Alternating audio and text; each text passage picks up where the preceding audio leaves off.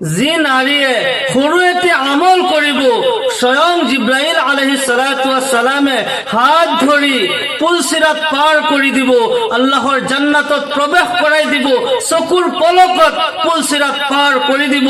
মোৰ প্ৰিয় দিনী ভাই বন্ধুসকল, আল্লাহৰ ৰাসূল জনাব মুহাম্মদুৰ ৰাসূলুল্লাহ সাল্লাল্লাহু আলাইহি ওয়াসাল্লামে জান্নাতি জুবান মুবাৰকৰ দ্বাৰা এই ঘোষণা দিছে, যি নাৰীয়ে, যিজন ব্যক্তিয়ে এই আমল কৰিব, স্বয়ং জিব্রাইল আলাইহিস সালামে চকুৰ পলকত এই পুলসিরাত পাৰ কৰি আল্লাহৰ জান্নাতত প্ৰৱেশ কৰাই দিব। সুবহানাল্লাহি বিহামদিহি। পুলসিরাত জাহান্নামৰ ওপৰত অৱস্থিত এক পুল, এটি ব্ৰিজ, যি নেকি চুলিতকৈও মিহি হয়, হীৰাতকৈ ধাৰ হয়। হাজাৰ হাজাৰ বছৰৰ ৰাস্তা পাৰ কৰি আল্লাহৰ জান্নাতত প্ৰৱেশ হ'ব লাগে। এই পুলসিরাত পাৰ কৰা বহুত সহজ কথা নহয়। আল্লাহৰ ৰাসূল জনাব মুহাম্মদুৰ ৰাসূলুল্লাহ সাল্লাল্লাহু আলাইহি ওয়াসাল্লামে কয়, বহুতেই এই ব্ৰিজৰ ওপৰত যেতিয়া উঠিব, তাৰ শৰীৰ তেজ মাংস কাটি কাটি খহি খহি জাহান্নামত যাই পৰিব। নাউযু বিল্লাহি মিন যালিক। সেই কষ্টকৰ হাজাৰ হাজাৰ মাইল ৰাস্তা, এই চুলিতকৈ মিহি হীৰাতকৈ ধাৰ যি ব্ৰিজ, সেই ব্ৰিজ চকুৰ পলকত আপুনি পাৰ কৰিব পাৰিব যদি এই আমল আপুনি কৰে। আল্লাহৰ ৰাসূল জনাব মুহাম্মদুৰ ৰাসূলুল্লাহ সাল্লাল্লাহু আলাইহি ওয়াসাল্লামে জান্নাতি জুবান মুবাৰকৰ দ্বাৰা এই ঘোষণা দিছে। নবী সাল্লাল্লাহু আলাইহি ওয়াসাল্লামৰ রোজার ওচৰত এটি গেট আছে, যাৰ নাম বাবে জিব্ৰাইল। বাবে জিব্ৰাইল নামৰ যিসকল হজলৈ গৈছে তেওঁলোকে সেই গেট নিশ্চয় চিনি পায়। ৰাসূলুল্লাহ সাল্লাল্লাহু আলাইহি ওয়াসাল্লাম এদিনাখন এই গেটৰ ওচৰত বহি আছিল। 4জন ফিৰিস্তা আহিছিল।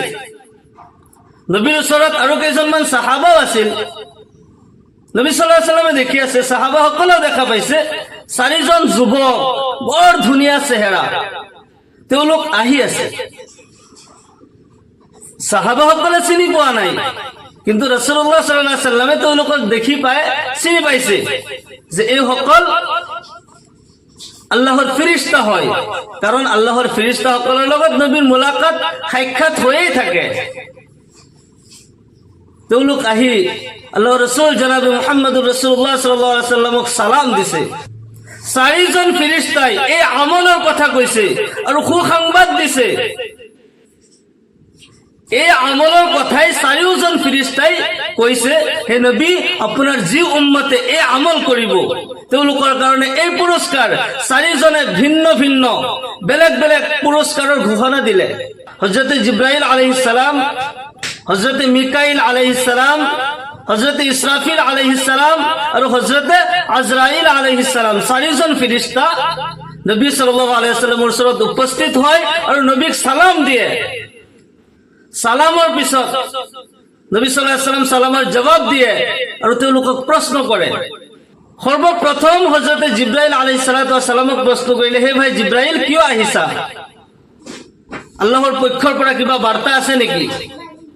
হযরত জিব্রাইল আলাইহিস সালামে এই আমলৰ কথা ক'লে, হে নবী, আপোনাৰ যি উম্মতে এই আমল কৰিব, এই দুআ পাঠ কৰিব, কিয়ামতৰ দিনাখন পুলসিরাত মই তাক হাত ধৰি চকুৰ পলকত পুলসিরাত পাৰ কৰি আল্লাহৰ জান্নাতত প্ৰৱেশ কৰাই দিম। সুবহানাল্লাহ।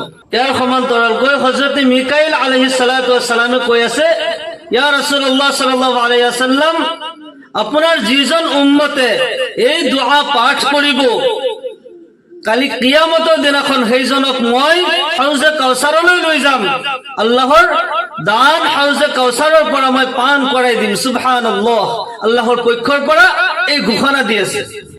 3 নম্বৰত হযরত ইসরাফিল আলাইহিস সালাম, যিজন শিঙা হাতত লৈ আছে, আল্লাহৰ হুকুম হ'ব, তেওঁ শিঙাত ফুক দিব আৰু এই পৃথিৱী ধ্বংস হৈ যাব, কিয়ামত হৈ যাব।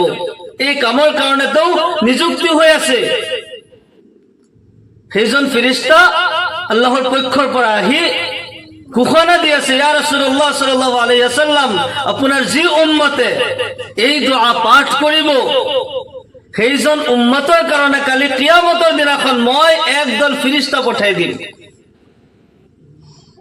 সেই ফিৰিস্তাসকলে এইজন উম্মতৰ কাৰণে দোৱা কৰি থাকিব। যেতিয়ালৈকে এইজন উম্মতক আল্লাহ মাফ কৰি নিদিয়ে, আল্লাহৰ জান্নাতত প্ৰৱেশ কৰাই নিদিয়ে, তেতিয়ালৈকে ফিৰিস্তাসকলে এই উম্মতৰ কাৰণে দোৱা কৰিয়াই থাকিব, দোৱা ইস্তিগফাৰ কৰিয়াই থাকিব। সুবহানাল্লাহ। 4 নম্বৰত হযৰতে আজৰাইল আলাইহিস সালাম, যিজন মালাকুল মউত হয়, মানুহৰ জান ওলাই লয়, আল্লাহৰ হুকুম হয় আৰু লগে লগে উপস্থিত হয় আপোনাৰ মোৰ জান লৈ যায়। মালাকুল মউত তেওঁ কৈ আছে, ইয়া ৰাসূলুল্লাহ সাল্লাল্লাহু আলাইহি ওয়াসাল্লাম, আপোনাৰ যি উম্মতে এই দোয়া পাঠ কৰিব সেইজনৰ মৃত্যু আহসান হ'ব, বহুত ভাল মৃত্যু হ'ব, তেওঁৰ মৃত্যুটো সহজ হৈ যাব, মই সহজভাৱে তেওঁৰ ৰুহ ওলাই ল'ম। মউত প্ৰত্যেকজনৰ আহিবই, এদিন নহয় এদিন সকলোৱে মৃত্যুবৰণ কৰিবই লাগিব। মৃত্যুৰ যি যন্ত্ৰণা, এই যন্ত্ৰণা কিমান কঠিন হয় আমি জিন্দাসকলে যদি গম পালো হয়, কোনো দিনে আল্লাহৰ নাফৰমানি নকৰিলো হয়। কিন্তু যিজন মৃত্যু হয় সেইজনেই বুজি পায়, কিন্তু তেওঁতো আকৌ উভতি আহি কব নোৱাৰে।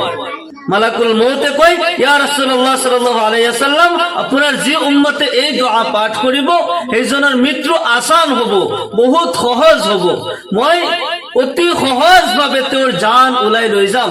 আল্লাহৰ ৰাসূল জনাব মুহাম্মদুৰ ৰাসূলুল্লাহ সাল্লাল্লাহু আলাইহি ওয়াসাল্লাম বিশ্লেষণভাৱে হযরত জিবরাইল আলাইহিস সালাতু ওয়াস সালামক খুদে কি আমল কৰিব।